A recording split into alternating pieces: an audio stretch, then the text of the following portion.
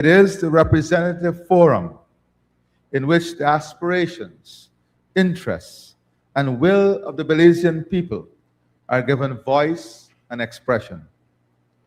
Precisely because this assembly embodies the democratic will and sovereign authority of the Belizean people, it provides a most fitting setting in which to reflect on the deeper bonds that unite our two nations.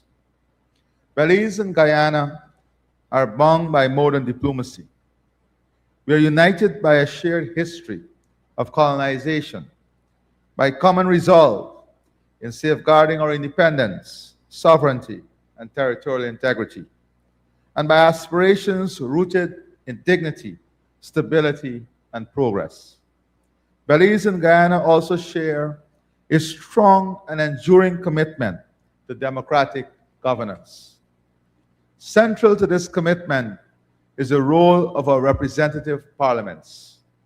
These institutions serve as the principal forums for democratic deliberation, accountability, and lawmaking. Through our representative assemblies, the voices of our citizens are expressed, national priorities are debated, and governments are held to account. In this way, democracy is reinforced not only as a system of governance, but as a shared value that underpins political stability and national development in both our countries. Belize and Guyana are both small states, richly endowed with natural resources, including environmental assets and ecosystems of global significance. Our two countries possess some of the most diverse and valuable ecosystems in the Caribbean, encompassing vast tracts of tropical forests, extensive freshwater resources, and extraordinary biodiversity that place us among the world's most environmentally significant small states. Our territories include critical habitats that support unique flora and fauna, provide essential ecosystem services such as carbon sequestration and climate regulation, and sustain livelihoods through agriculture, forestry, fisheries, and ecotourism. At the same time, these natural endowments carry global responsibilities. Belize and Guyana serve as careful custodians of environmental heritage, whose preservation is vital not only to our national development, but also to regional and global ecological balance. And that is why we have a joint responsibility to monetize this most important global asset, and the world in turn has a responsibility to ensure that economic value of these assets are passed on to the peoples of our countries.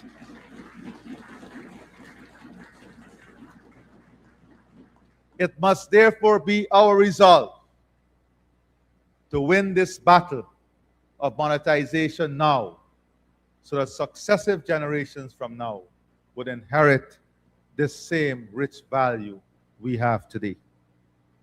We are proud members of the Caribbean community, a regional family founded on cooperation, integration, and collective self-reliance.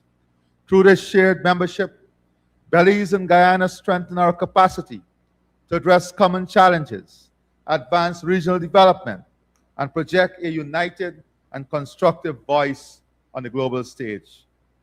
Above all, Belize and Guyana share a principled commitment to the peaceful settlement of disputes.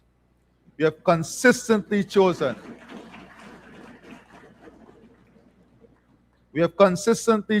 dialogue over confrontation and law over force. In this spirit, both our nations place confidence in the rule of international law and in established legal and diplomatic processes as a means by which differences are resolved. We affirm that lasting peace and stability are best secured through restraint, reason, and respect for international norms. Yet, like many small states, Belize and Guyana have also carried burdens that have constrained development. As small and open economies, we have at times been particularly vulnerable to shifts in external market conditions, fluctuations in global commodity prices, disruptions to supply chains, and changes in international financial and trade environments have periodically exposed our economies to sudden and disruptive shocks. These vulnerabilities are compounded by limitations inherent in small domestic markets. The scale of our economies restrict opportunities for efficiency and growth. Constraints in technical expertise and specialized human capital can also show the full realization of our natural and economic potential. Both our countries have faced challenges to territorial integrity and sovereignty. These challenges have demanded sustained attention, absorbed resources, and created uncertainty, with consequences for economic and social progress. We also confront common threats that transcend borders. Climate change poses profound risks to our societies and economies. Energy and food insecurity place additional strain on development. Transnational crime, including the illicit trafficking of drugs, weapons, and people, undermines stability and corrodes institutions. These challenges facing small states in our hemisphere are becoming more acute and more complex. Climate change continues to threaten coastlines, food systems, and water security. Energy insecurity and volatility in global markets expose our economies to shocks beyond our control. Food insecurity, driven by climate events and external disruptions, places additional strain on vulnerable populations. That is why, Prime Minister, my dear friend, I agree with you that Belize and Guyana must lead in the food security of this region. And when we make this investment, human, financial, and technological investment, the region must in turn have a fair trade system in which our produce and production is not subjected to the bureaucracy of the system or is not subjected to artificial barriers of trade that affect this region. We must together champion the cause of removing the barriers to trade, especially in food in this region. For too long, the region is taken for granted. Our farmers and our food system. We must push back hard now to ensure that our food becomes a region food by a system that encourages and supports this. As I said, climate change continues to threaten coastlines, food systems, and water security. Food insecurity driven by climate events and external disruptions place additional strain on vulnerable populations.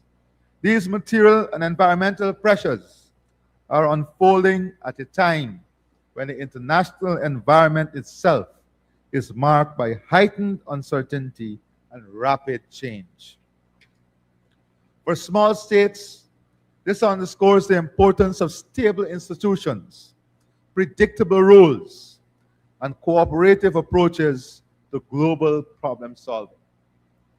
When international conditions become less predictable, small economies face higher costs, reduced market access, and fewer opportunities for growth. In such circumstances, the consistent application of agreed rules and respect for established processes become even more vital to safeguarding sovereignty and development. These dynamics make it more challenging for small states to pursue sustainable development. They also reinforce the case for partnership, dialogue, and collective engagement as the most effective means by which small nations can protect their interests and advance their aspirations in the global arena. These realities compel us to ask a fundamental question.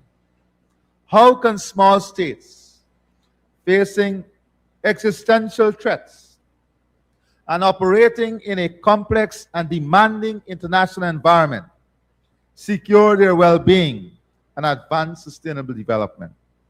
I suggest that the answer does not lie in a single solution.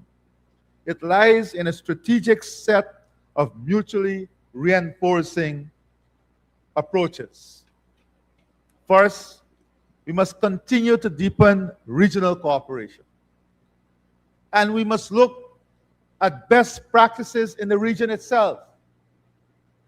And we must be able not only to look at those best practices, but to embrace those practices.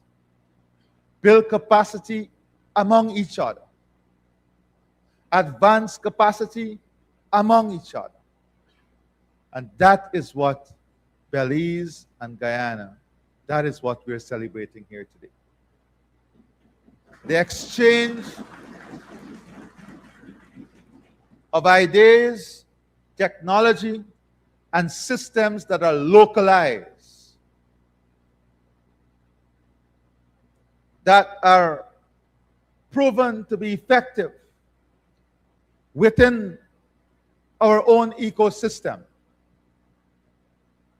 And when we trust each other to transfer our localized technology to support the growth and development of each other, we become stronger, more resilient, and definitely more independent.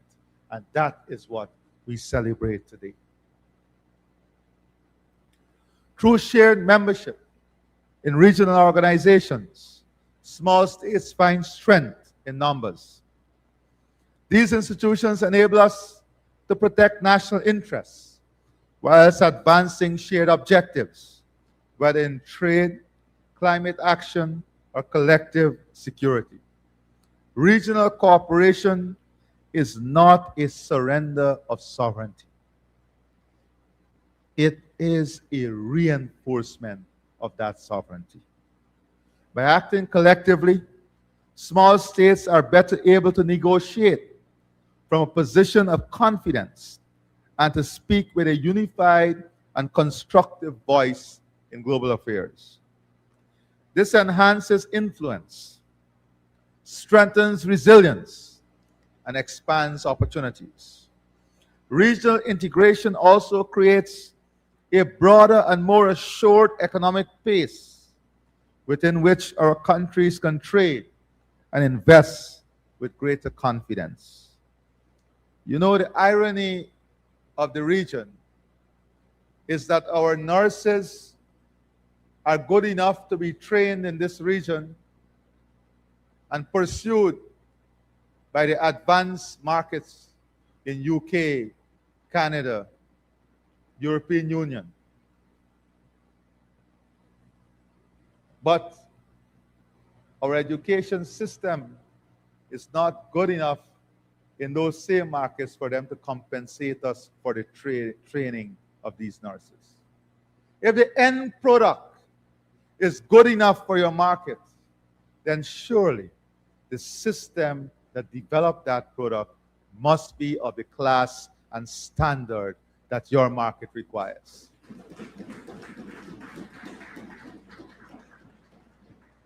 It is these debates that will define how successful we are in the future. We must not shoot ourselves down by saying to the world our educational system is no good.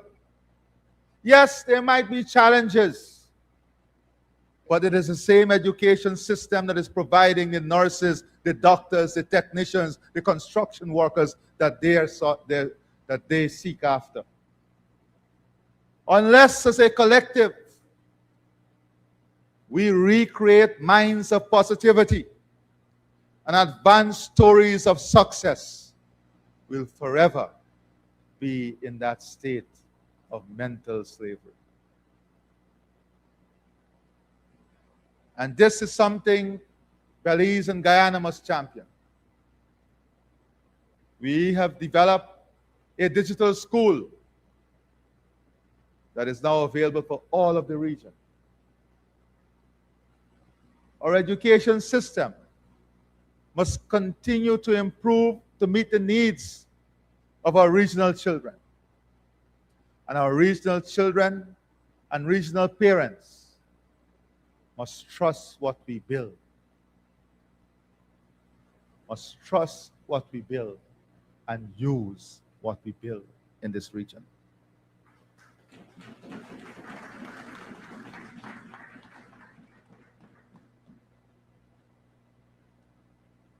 By acting collectively, small states are better able to negotiate from a position of confidence and to speak with a unified and constructive voice in global affairs.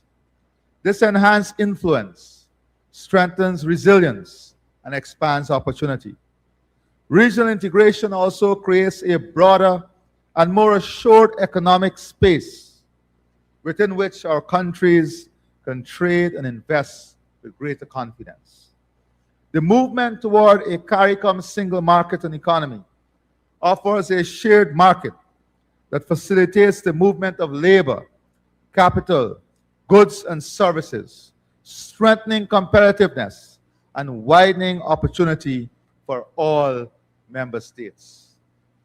Despite the challenge it has faced over the decades, the Caribbean community has stood the test of time. I repeat that. The Caribbean community has stood the test of time. For more than 50 years, CARICOM has remained intact, resilient, and relevant in a changing global environment. Its endurance speaks to the strength and value of the regional ideal.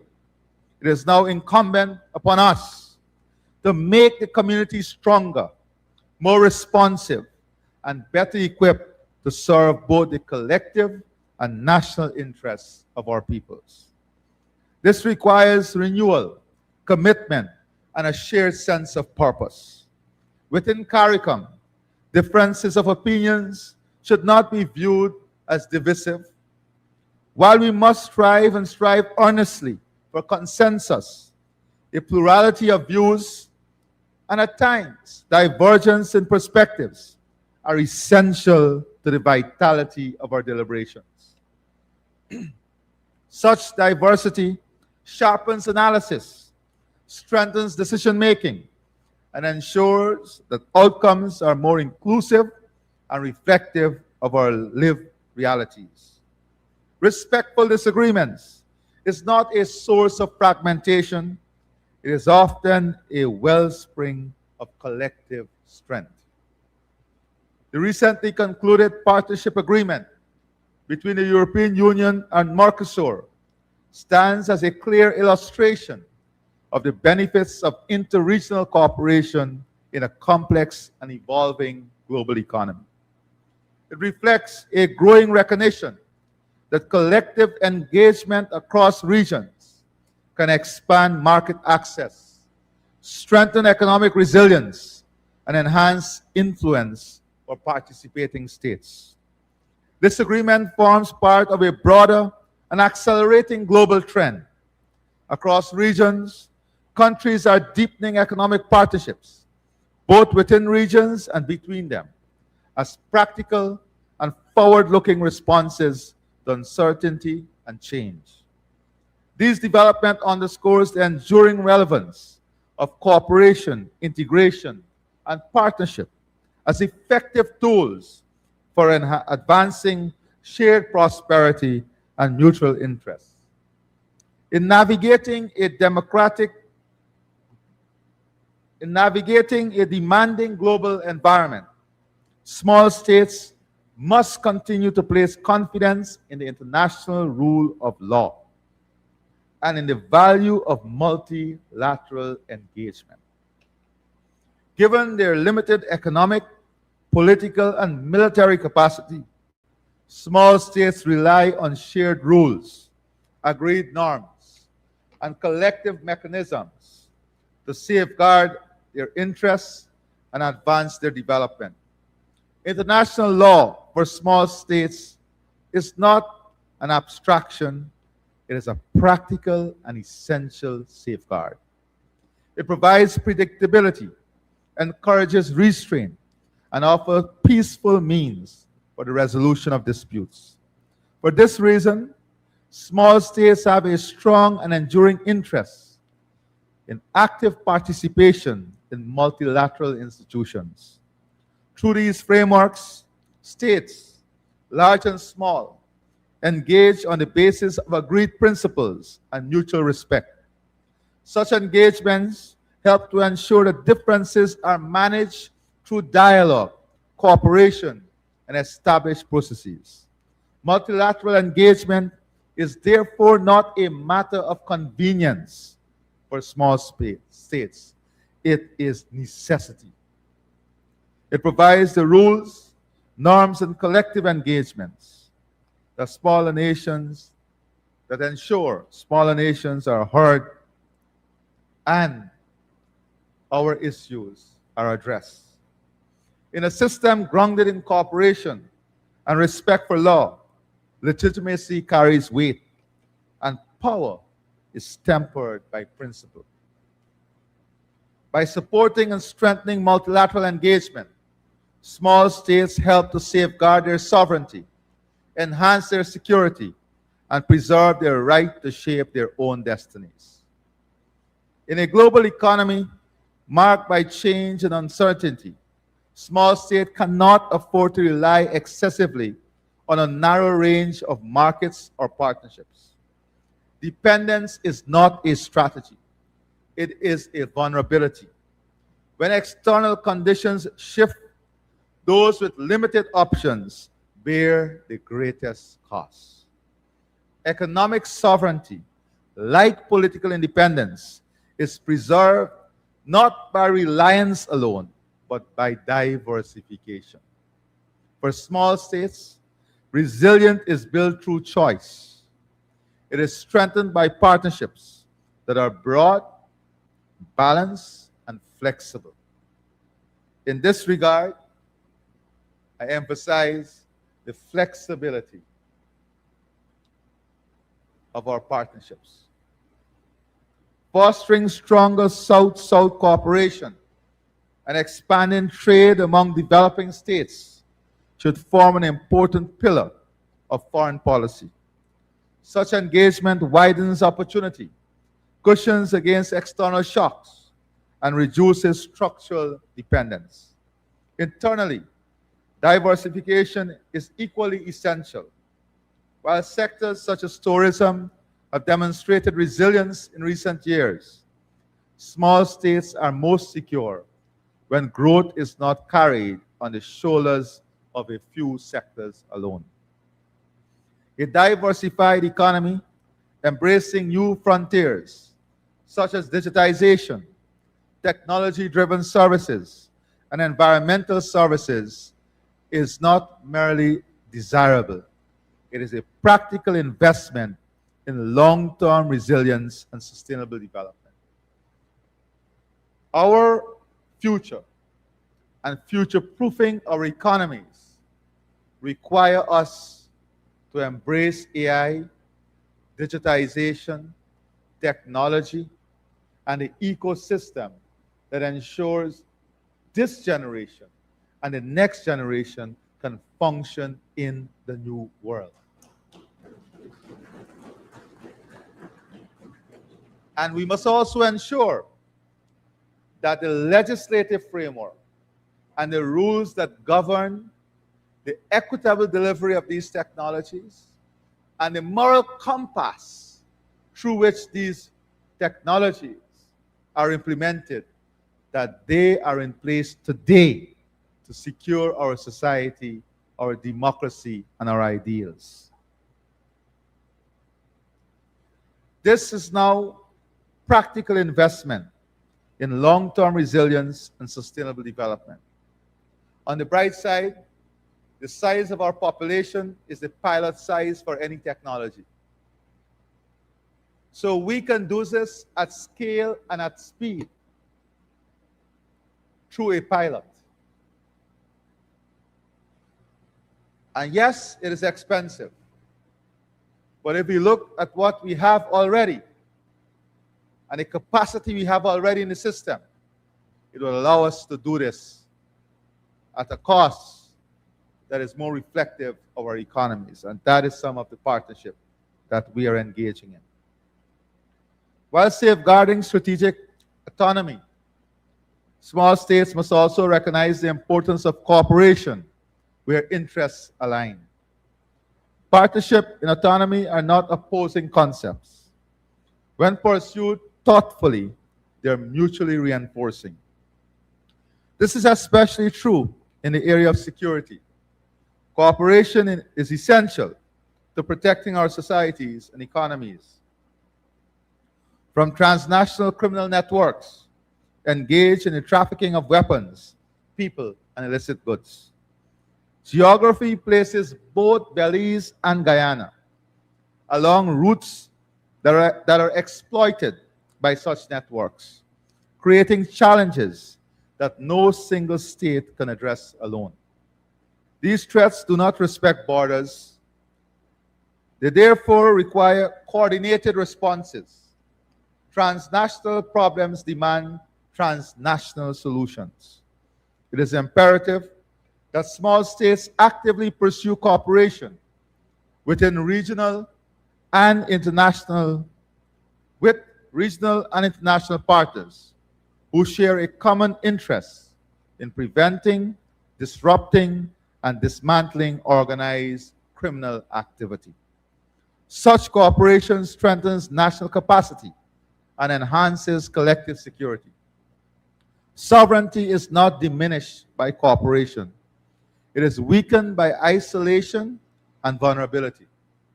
Through partnership grounded in mutual respect, small states are better able to protect their people, their institutions, and their future. Another essential pillar of resilience for a small state lies in democracy and open economies. In a world of rapid change and evolving challenges, transparency, accountability, and respect for human rights are not luxuries. They're strategic assets. Representative democracy, anchored in free and fair elections, ensures that power remains accountable to the people. It provides governments with legitimacy and purpose. Open and democratic societies attract investments, encourage innovation, and empower citizens to contribute meaningfully to national development. For small states, the rule of law, the integrity of electoral processes, and the protection of civil liberties are not optional ideals. They're essential safeguards of sovereignty, stability, and social cohesion. And this is not the responsibility for governments alone. It is the responsibility of every citizen, every organization, and the private sector. In the development of a modern society, every segment of the society must be held accountable. Accountability is not only for the government. It is for the opposition. It is for the private sector. It is for the education system. It is for every segment of the population. Economic openness also plays a critical role in development. While openness carries risk, it facilitates access to market, capital, technology, and ideals that are vital for growth.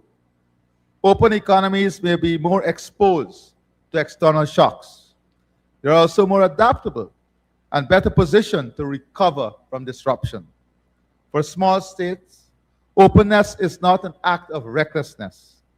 It is a deliberate and calculated choice, one that expands opportunity while demanding vigilance and sound governance. Democracy and openness are therefore twin engines of resilience, adaptability, and long-term progress. Together, they provide small states with the confidence, credibility, and capacity to navigate uncertainty and advance the well-being of their peoples. It is from this foundation of democratic confidence and openness that we now turn to the most urgent test of collective resilience, one that transcends borders, demands cooperation, and speaks directly to the future of small states: climate change. Climate change represents the most serious and immediate existential challenge facing small states, including Belize and Guyana. Rising sea levels, increasingly intense storms, prolonged droughts, and coastal erosion threaten lives, livelihoods, and long-term development. For centuries, with low-lying coastlines and climate-sensitive economies, these impacts are accelerating and demand sustained attention at the national, regional, and global levels. Small states are neither passive nor powerless in the face of this challenge. While we are among those most exposed to the consequences of climate change, we are also determined to be part of the solution. The solution is not a begging bowl for handouts or for charity or for sympathy. The problem is real, and we have real assets. So the solution must be market-based, and we must let the world understand that what we possess, this natural asset, is part of an ecosystem that supports life and livelihood on this earth, and the valuation and value must come to our people.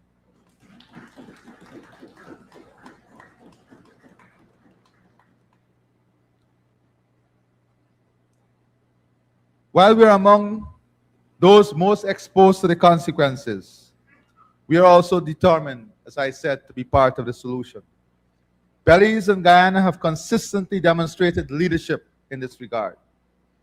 We provide the world with critical ecosystem and environmental services, including carbon sequestration, biodiversity conservation, and climate regulation. And let me say something on biodiversity. We launched the Global Biodiversity Alliance. We live in a planet today where in the last 60 years we have lost more than 60% of our biodiversity assets globally. Belize and Guyana, we have kept most of ours intact. When biodiversity goes, ecological systems go. Medicine goes, pharmaceutical goes, research and development goes, culture goes, indigenous knowledge goes, because biodiversity supports all of those things. Forest-rich and biodiversity-endowed countries must therefore place appropriate value on these assets and manage them responsibly. In Guyana, we have made it clear that our forests are worth more standing than being felled. Through our low-carbon development strategy, we have begun to translate this principle into action by monetizing the value of forest conservation through jurisdictional carbon credit mechanism. We are also pursuing innovative financing approaches to safeguard biodiversity and strengthen environmental resilience. Food security is another pressing challenge confronting our world and our region. Globally, more than 700 million people face hunger, while billions experience moderate or severe food insecurity. Conflict, climate shocks, supply chain disruptions, and economic volatility have combined to place unprecedented pressure on global food system. Rising food prices have further compounded these pressures. Disproportionate disproportionately affecting small states that rely heavily on food imports and are therefore exposed to external shocks beyond their control. For Belize, Guyana, and the wider Caribbean, food security must mean ensuring that all our peoples have reliable access to affordable, nutritious, and adequate food. Recognizing this imperative, CARICOM has set an ambitious yet achievable target of reducing the region's food import bill by 25% by 2030. And here lies enormous opportunities for Brazil, for Belize and Guyana. Brazil, yes, it's on our mind because as we adopt new technology and look at expanding our food system, it is important that we look at what Brazil is doing. The systems, the technology, the genetics that they're investing in. It's a low-hanging fruit. We have to. We have to embrace these changes if we are to be more resilient, sustainable, creating higher yield crops, more resilient to diseases and pests. And Guyana is ready to not only support this journey of Belize, but to walk in partnership with you. Achieving these targets requires sustained investment in agriculture, the adaptation of modern technologies, the expansion of climate-resilient farming practices, improved logistics, and greater emphasis on value-added agro-processing. Strengthening our agri-food system is not only an economic necessity, it is a strategic imperative for resilience, public health, and social stability. Food security alone, however, cannot sustain development or resilience unless it is supported by reliable, affordable, and sustainable energy. Energy powers production, transportation, and value creation across our economies. Energy security is therefore vital to the economic transformation and long-term competitiveness of small states. High and volatile energy prices raise production costs, strain public finance, and undermine growth, particularly in economies that depend heavily on energy imports. For many years, our region has been exposed to external energy shocks, leaving our economies vulnerable to global price fluctuations. This reality reinforces the importance of building stronger and more secure energy systems. We must therefore pursue greater regional and national energy security as a foundation for sustainable development. This includes diversifying energy sources, expanding the use of renewable energy, improving energy efficiency, and strengthening regional cooperation in energy planning and infrastructure. And in doing all of this, we must give greater ownership to our citizens, our private sector, and those who reside in our country. If our citizens and our people in the region own our food system, own our energy system, own our telecom system, own our technology, own the things that drive our economy, then we are building resilience from within, and we are building prosperity from within. Let us not forget that.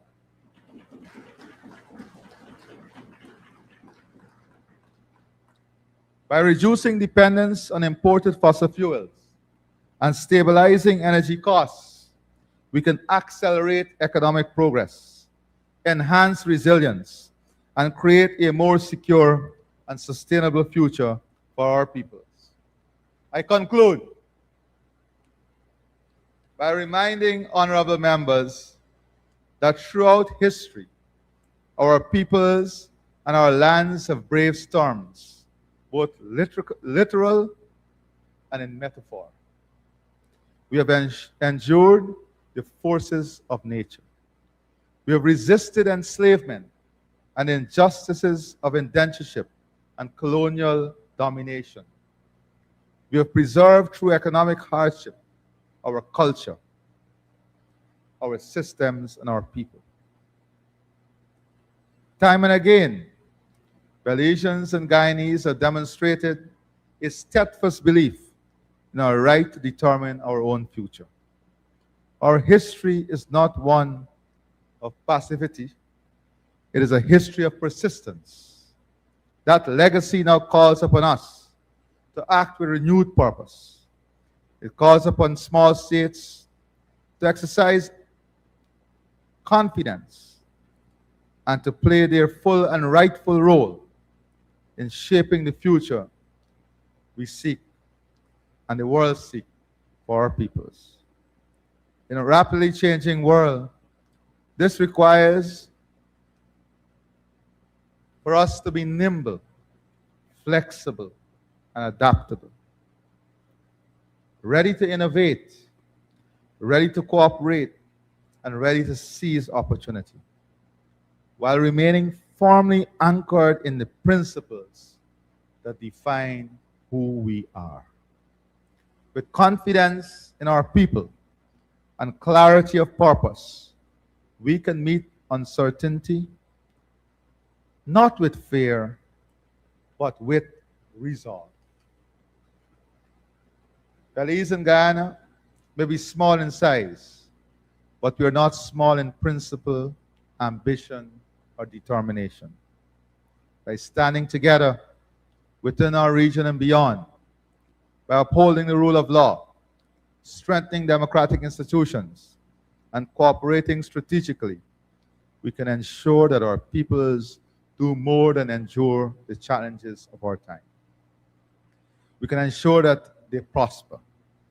It is on this foundation of shared values, mutual respect, and common purpose that the partnership between Belize and Guyana will continue to grow. And I assure my dear friend, the Prime Minister, and the people of Belize that the prosperity of Guyana will lead to the prosperity of Belize and the prosperity of this region.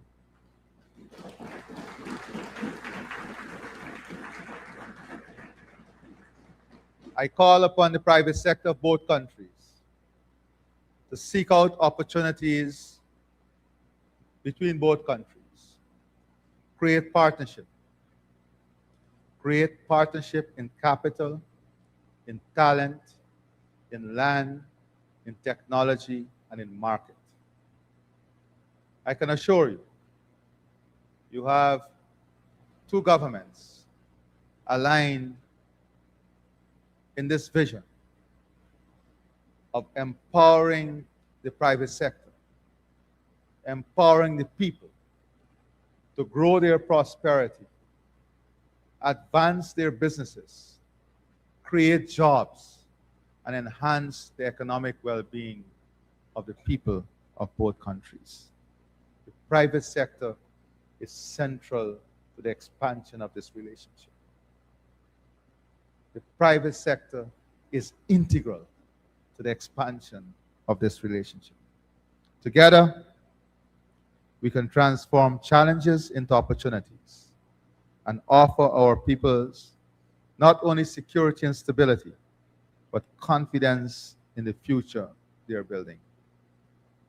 I thank you, honorable members, for the privilege of addressing this assembly. May God bless this honorable assembly. May God continue to bless Belize and Guyana and the enduring bond of friendship between our countries. I thank you, and God bless all of you.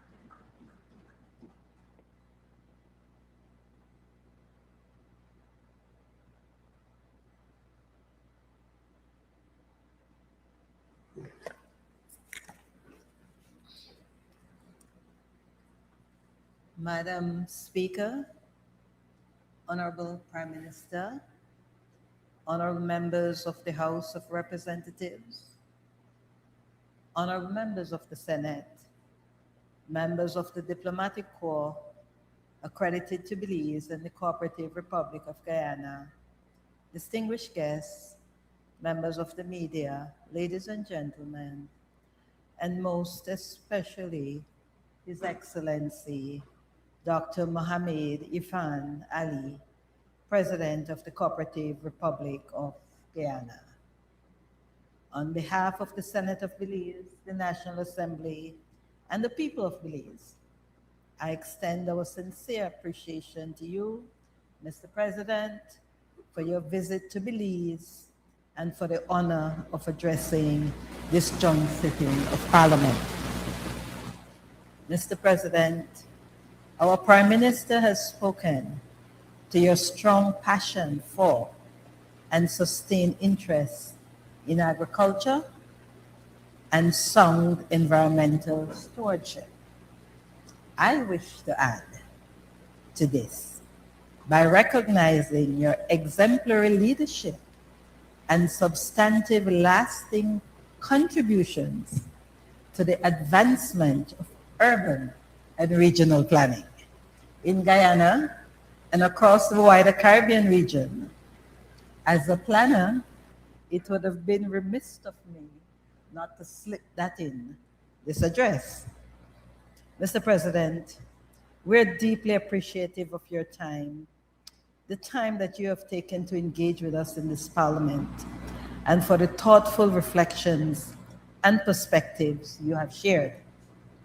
Your remarks speak not only to the relationship, the sisterhood, the brotherhood between our two nations, or to the sharing of that distinct feature of being mainland Caribbean, but also to the broader values that guide us as Caribbean democracies. Indeed, your presence here today underscores the strength of the long-standing friendship between Belize and Guyana. It is a relationship grounded in respect, solidarity, and a shared commitment to democratic governance and regional cooperation. Your address has reaffirmed the importance of continued dialogue, meaningful cooperation, and mutual understanding among our nations and within our wider Caribbean community. This joint sitting, convened in your honor, Mr. President, also affirms the central constitutional role of Parliament in democratic governance. It reflects the importance we attach to parliamentary diplomacy as a means of strengthening cooperation between our nations, of facilitating the exchange of views, and of reinforcing the institutions through which our peoples are represented and served. Mr. President, we thank you for your words, for your leadership within the region, and for the goodwill you continue to extend to the people of Belize. We are confident that your visit will further strengthen the ties between our countries and contribute positively to our shared aspirations for peace, progress, and prosperity. Once again, Mr. President, on behalf of the Senate of Belize and the National Assembly and the people of Belize, I extend our heartfelt thanks and wish you a most enjoyable and successful continuation of your visit. Thank you, Mr. President.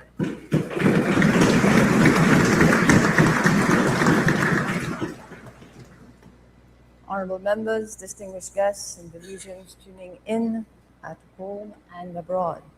Today's joint sitting was made all the more meaningful by the presence and the address of His Excellency, President Dr. Mohamed Irfaan Ali.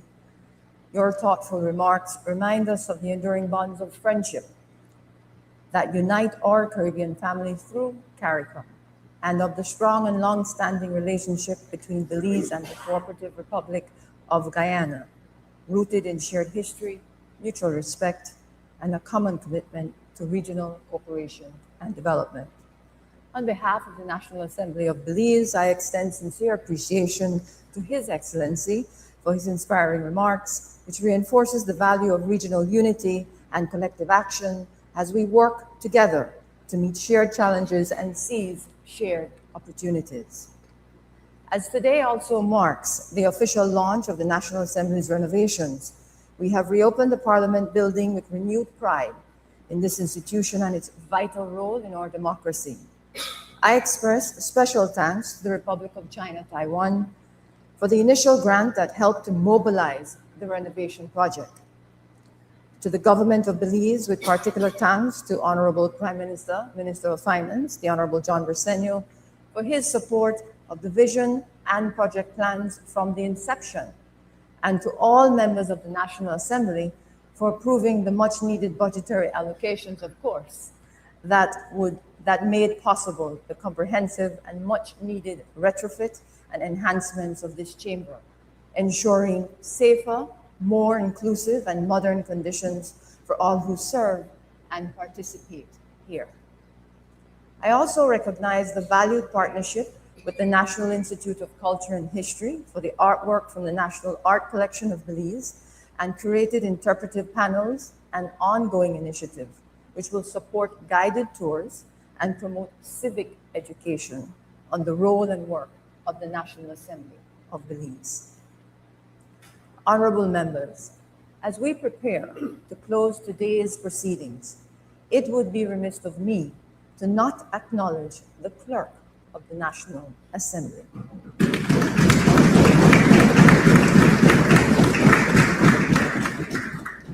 I extend sincere appreciation to the clerk of the National Assembly for her leadership and to the dedicated team at the National Assembly for their commitment throughout this renovation process, and to the ministry responsible for infrastructure and development as the executing agency which led the work over the past 14 months under the leadership of Minister Julius Espat and Chief Engineer Evandale Moody.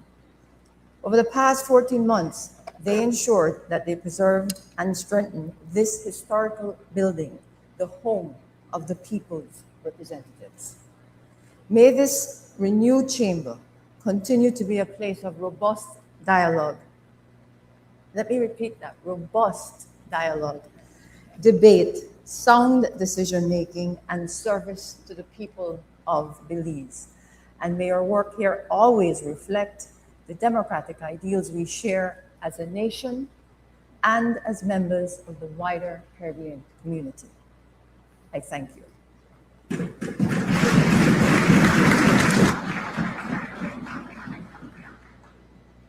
Motions relating to the sitting or business of the House. The Honorable Prime Minister of Belize.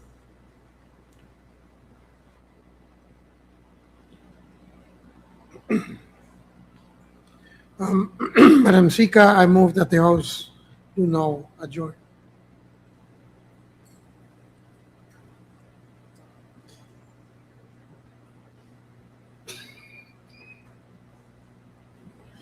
Madam Speaker, before that one, I move that at its rising to the House adjourned to Friday the 6th, February 2026 at 10 a.m.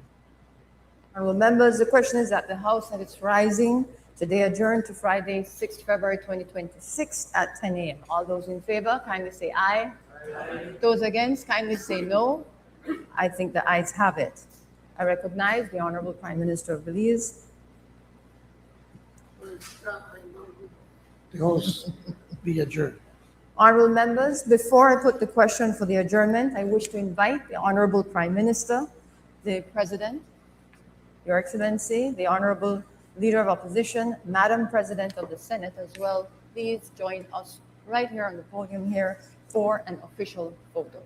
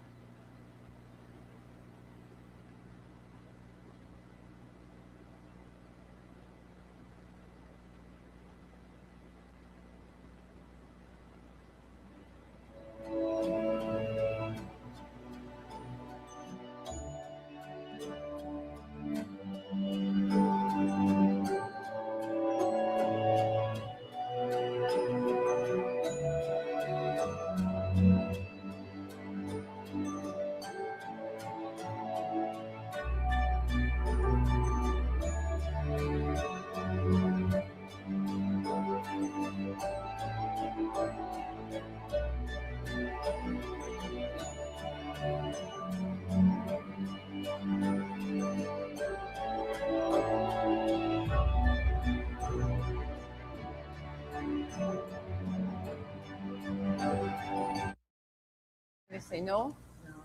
I think the ayes have it.